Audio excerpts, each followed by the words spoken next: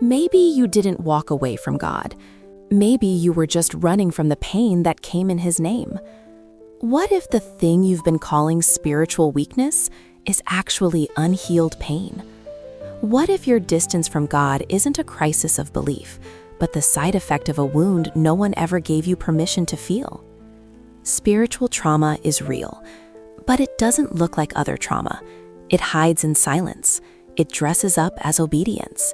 It sounds like your own voice, whispering, "Maybe I'm the problem." You didn't stop loving God. You stopped surviving the version of Him you were handed, the one who watched you cry at night and said nothing, the one you were taught to serve, even when your soul was suffocating, the one who seemed closer to your pain than your peace. Maybe you were taught that doubt is rebellion, that questions are dangerous, that suffering in silence is holy. But that's not faith. That's fear dressed in Sunday clothes. And when you live long enough inside that kind of fear, you start to believe that spiritual death is your fault, that if you were just better, stronger, more faithful, you wouldn't feel so far away. But here's what no one tells you. Faith that's rooted in fear isn't faith, it's survival. And survival wears down the soul until the only thing left is a mask, one that smiles in worship, but cries in the dark. Because when pain comes wrapped in scripture, it doesn't feel like abuse. It feels like your fault. And that's where the deepest wounds begin. The invisible war you were never allowed to name. There is a war that begins quietly. No explosions, no warnings. Just a slow tension building inside your chest every time God is mentioned. Spiritual trauma doesn't announce itself as trauma.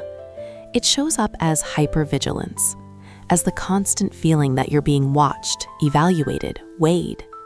It turns prayer into pressure, worship into performance, and your inner life into a courtroom where you are always on trial.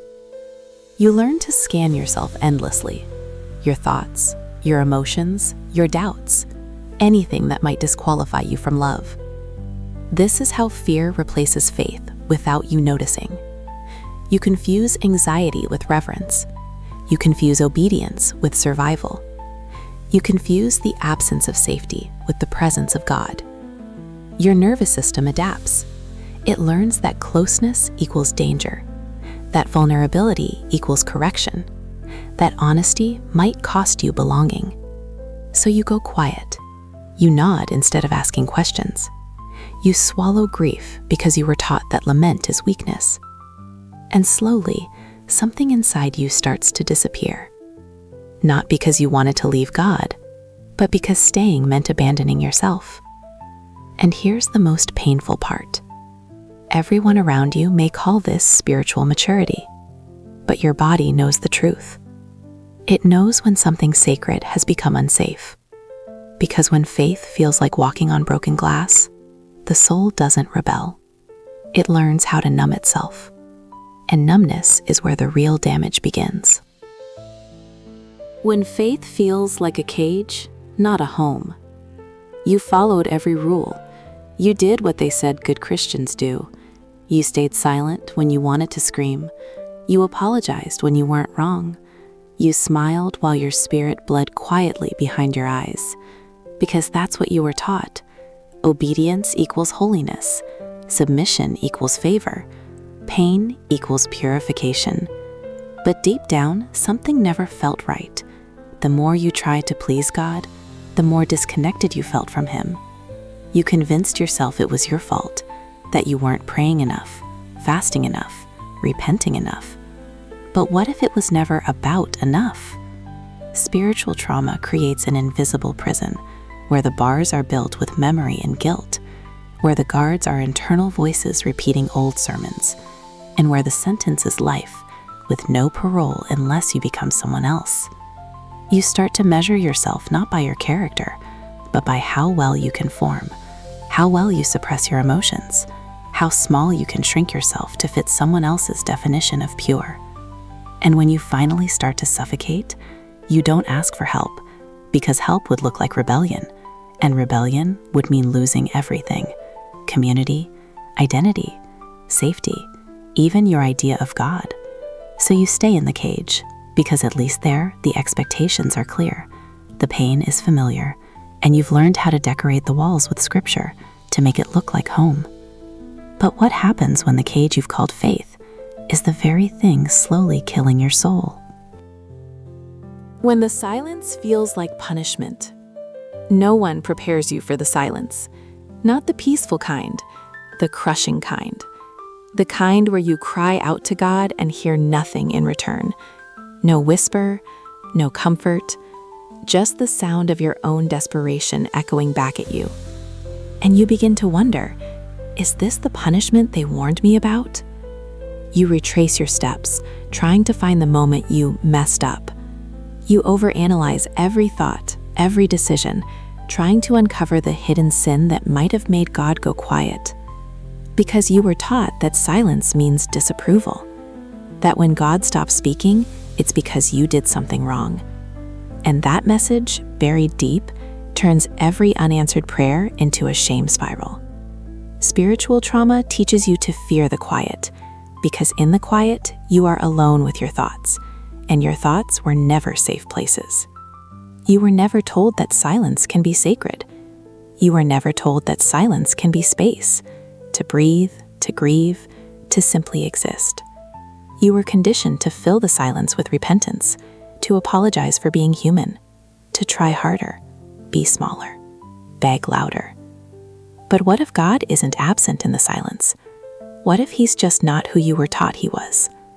Maybe he's not the voice of shame, but the one waiting for you to stop running. Maybe silence isn't punishment. Maybe it's the first safe space you've ever had, a place where you can finally stop performing. Because healing rarely begins with noise. It begins when you're finally still enough to realize the silence isn't empty. It's an invitation. Sarah's smile was her survival. Sarah was 9 when she first learned to hide, not because she had something to be ashamed of, but because her light made people uncomfortable. Her laughter was too loud. Her curiosity was disrespectful. Her joy, distracting. So she made herself small. At 13, she asked a question in Bible class, an honest, wide-eyed question about fear and love. The room went quiet. The teacher smiled tightly and said, "Some things shouldn't be questioned, just believe." She felt something close inside her that day. Not her faith, but her freedom. By 17, Sarah was the perfect example of godly, modest, silent, sacrificial. She volunteered. She never said no. She apologized for things that weren't her fault, just to keep the peace. People praised her. "You have such a sweet spirit." But no one noticed she hadn't heard her own voice in years. What looked like peace was actually pressure. What looked like obedience was actually fear. What looked like faith was survival. Sarah didn't lose her belief. She lost access to herself, piece by piece, until all that was left was a smile she wore like armor to convince everyone, including herself, that she was okay. She wasn't. And like so many others, she thought the pain was her fault because no one ever said, "You can love God and still be hurting. You can serve and still be breaking. You can smile and still be unseen." Sarah's story isn't rare. It's just rarely told out loud. And maybe, without realizing it, you've been carrying the same smile. When the church feels like the place you got hurt the most, the place that was supposed to feel safest sometimes becomes the place that wounds the deepest. Not because God wasn't there, but because people used his name to justify control, silence, and fear. No one ever screamed at you. No one hit you. But still, your body tenses when you walk through those doors. Your hands get cold, your chest tightens, your voice gets small, and you can't explain why. It's because spiritual trauma doesn't need violence to be real. It only needs repetition. Repetition of guilt, repetition of shame, repetition of messages that told you your emotions were dangerous, your doubts were rebellion, and your identity was only valid if it fit the mold. You were taught to question your own heart, not to protect it. You were taught that spiritual authority is always right, even when something in you screamed, "This isn't love." When the church mimics the patterns of past emotional trauma, gaslighting, silencing, conditional love, your nervous system reacts, even if your mind says this is holy. But trauma doesn't recognize holiness, it recognizes threat. And when those threats come dressed in worship music, verses, and smiles, the confusion runs so deep, you start to believe that you are the issue. You become both the prisoner and the warden. You police your thoughts, you shrink your personality, you measure your worth by your ability to conform. But here's the hardest truth. When the place meant to heal you becomes the place you were hurt, you don't just lose trust in people, you start losing trust in God. When fear disguises itself as faith. You were told that the fear of God is the beginning of wisdom, but no one ever explained what kind of fear. Not the awe-filled reverence that draws you closer. Not the kind of fear that makes you fall in love with holiness. No, the fear you were taught made you shrink, made you hide, made you whisper prayers like apologies. You memorized verses with trembling hands, not because they brought you peace, but because you were afraid of what would happen if you didn't. You didn't worship from overflow, you worshiped to avoid punishment. You didn't obey out of trust, you obeyed because you thought your survival depended on it. That's not faith, that's trauma with a halo. You were taught that questioning meant disobedience, that spiritual leaders spoke for God even when they contradicted your own soul. You were told to trust God, but what they really meant was don't trust yourself. So you handed over your voice, your discernment, your inner compass. And every time you felt fear in your chest, they called it conviction. But maybe it wasn't conviction at all. Maybe it was your body trying to say, this doesn't feel like love. When fear becomes the foundation of your relationship with God, it distorts everything. You start to believe that love is earned, that grace has a limit, that one wrong move will make him leave. But that's not the heart of God. That's the scar of a system that confused control with holiness. And if fear was the only language your faith ever taught you, then maybe it's time to learn a new one where love doesn't have conditions. When guilt feels holy and shame feels like worship, there's a kind of guilt that feels sacred. You feel bad for resting. You feel wrong for being honest. You punish yourself, quietly, internally, and call it humility. It doesn't come from one moment. It builds slowly, sermon by sermon, comment by comment, until guilt becomes the background music of your spiritual life. You start to believe that the more you suffer, the more spiritual you are. That true devotion means denying yourself everything that makes you feel human. Desire becomes danger. Emotion becomes weakness. Self-worth becomes sin. And so you live in constant confession, not because you've done something terrible, but because you've been trained to believe your very existence offends God. You say sorry before you speak. You apologize to God for crying, for doubting, for needing. You even start to feel guilty for feeling joy, as if happiness means you've stopped being serious about your faith. But guilt isn't always holy. Sometimes it's inherited, conditioned, passed down like a script you never agreed to read from. And the danger? You start to confuse emotional suppression with spiritual maturity. You call numbness peace. You call self-erasure obedience. But God never asked you to disappear. The gospel was never about performing worthiness. It was about healing what made you forget you were already loved. Because if guilt feels like worship, you'll carry your own chains and call it faith, and you'll never realize you are already free. When you lose yourself trying to be good enough for God. There's a quiet kind of loss no one talks about. It doesn't come with a funeral or a goodbye. It happens slowly, silently, inside you. And one day you realize you've forgotten who you are. Not because life changed, but because somewhere along the way, you were taught that you weren't enough. So you reshaped yourself, softened your voice, censored your emotions, smiled when it hurt, nodded when it felt wrong, and called it spiritual maturity. You stopped trusting your instincts. You filtered every thought through the fear of being out of alignment. You let others define your calling, your purpose, your worth. Because the version of God you were taught to follow didn't just want your heart. He wanted your silence, your submission, your complete surrender of self. And in trying to be holy, you became hollow. You don't know what you like anymore. You second-guess your decisions. You feel selfish for having boundaries. You feel prideful for saying no. But this is what trauma does. It disconnects you from yourself, and then convinces you that the disconnection is what makes you pleasing to God. But God never needed you to vanish in order to love you.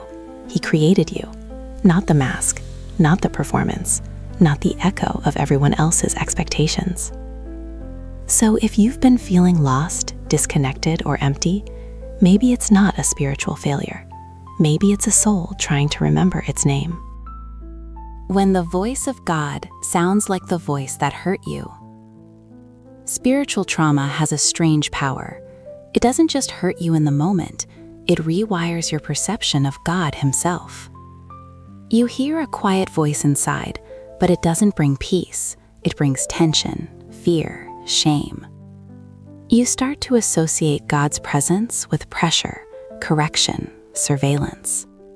You flinch at your own thoughts. You question every emotion. And when something good happens, you wonder if it's a test. Because somewhere along the way, the voice of God became hard to distinguish from the voice of your abuser. The one who used scripture to shame you, the one who labeled your tears as manipulation, the one who demanded loyalty over honesty. Now, even in moments of stillness, you brace yourself for judgment. You don't expect comfort, you expect critique. You've confused divine conviction with toxic control. And every time you try to reconnect with God, you end up reactivating the voice that wounded you. This is what trauma does. It attaches itself to the sacred. And when that happens, healing isn't just about leaving a church building. It's about disentangling God from the voices that claim to speak for Him. Because the true voice of God isn't harsh. It isn't rushed. It doesn't mock your weakness or silence your grief. It sounds like compassion. It sounds like safety. It sounds like truth that sets you free, not chains that keep you quiet. So if the voice in your head always sounds angry, maybe it's not God. Maybe it's the echo of your pain, and it's time to learn how to hear Him for real. The night David stopped praying. David was the one everyone looked up to. Worship leader, volunteer, the real deal. He had the voice, the posture, the presence. He lifted his hands with conviction. He quoted verses on stage that made people cry. But no one saw what happened when he got home. He sat in the dark, lights off, heart numb, and prayed to a God he hadn't felt in years. Not because he was rebellious, but because he was exhausted. No one noticed, because he did everything right. He knew how to hide behind, "I'm blessed."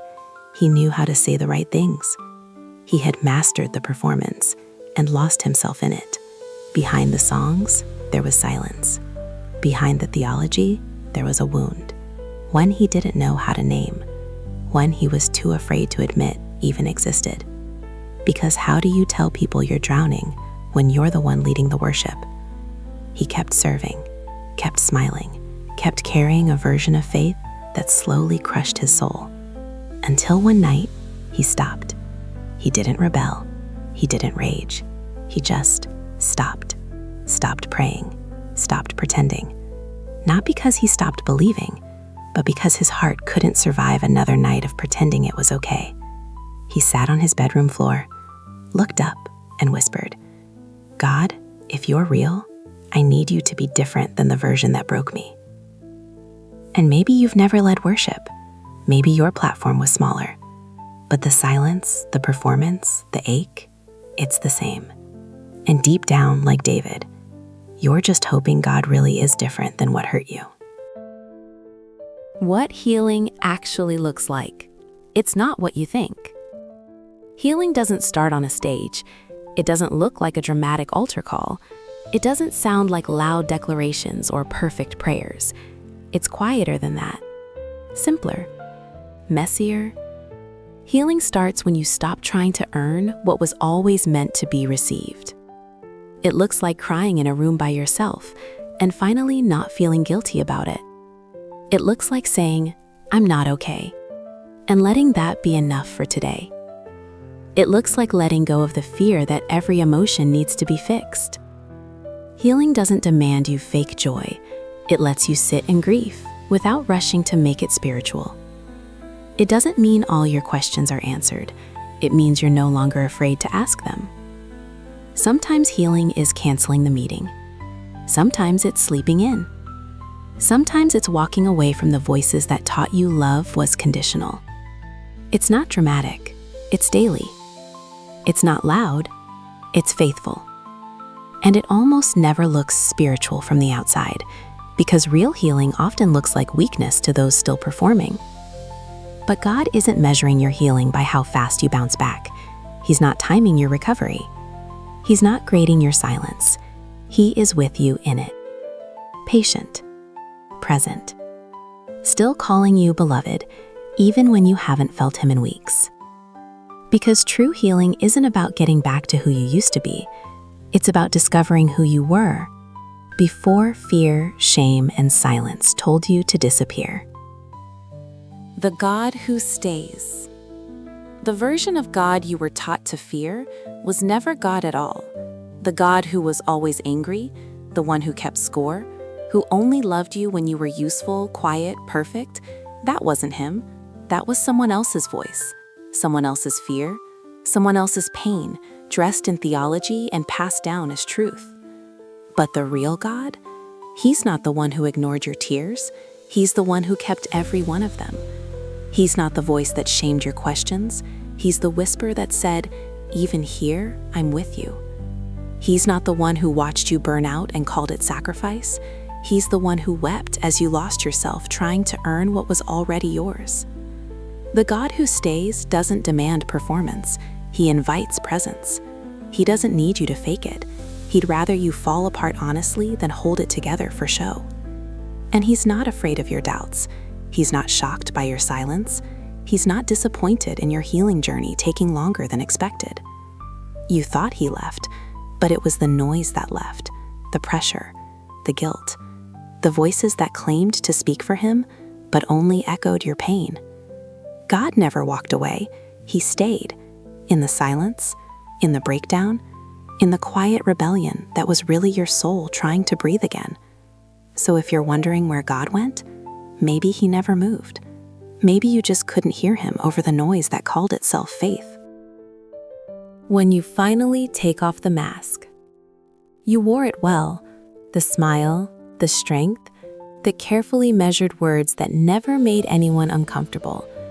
You knew how to look spiritual, how to sound mature, how to hide your pain beneath theology and service. You didn't fake your faith. You just buried your humanity, because that's what you thought God wanted. Less of you, more of him. So you learned to disappear. But here's the truth. Healing begins where pretending ends. It starts the moment you whisper what you were always too afraid to say. I'm not okay. I'm tired. I'm angry. I don't know what I believe anymore. And still, you are loved. You are not a disappointment. You are not a threat. You are not broken beyond repair. You are human. And healing is not rebellion, it's restoration. For so long, you thought strength meant silence, but maybe real strength is the courage to be seen, without the mask, without the script, without the pressure to make your pain inspirational. You were never meant to be perfect. You were meant to be whole. And that starts with telling the truth about what hurt, about what stayed with you, and about what you're ready to let go of. Because maybe you're not walking away from your faith. Maybe for the first time, you're walking toward it, with your whole, honest self. Coming home to yourself and to the God who never left. You are not what happened to you. You are not the guilt they gave you. You are not the silence they demanded from your soul. You are not the fear that made you shrink. Not the shame that made you serve without rest. Not the voice that told you God was angry every time you breathed wrong. You were never unworthy. You were never too broken. You were just deeply wounded, and no one gave you permission to call it what it was. But now you can. That ache wasn't rebellion. It was survival. That doubt wasn't disobedience. It was your soul reaching for oxygen. That silence wasn't a punishment. It was a pause so you could finally hear the truth. And here it is. God never asked you to disappear in order to be loved. He never needed you to be perfect. He never measured your worth by your usefulness. He never equated your identity with your performance. He's not in the voice that shamed you. He's not in the pressure that crushed you. He's not in the system that told you your emotions were dangerous. He's the one who stays, who holds, who heals. And maybe this is where it begins. Not with shouting, not with striving, but with breathing, with coming back into your body, with feeling again, with allowing yourself to be loved as you are, not as you pretend to be. This is the beginning of restoration, of coming home to your own heart, of building a faith that doesn't silence you, it sees you. If any part of this spoke to your soul, share it with someone still carrying silent pain. Comment below. Your story might be the lifeline someone else needs. You're not alone. Not anymore.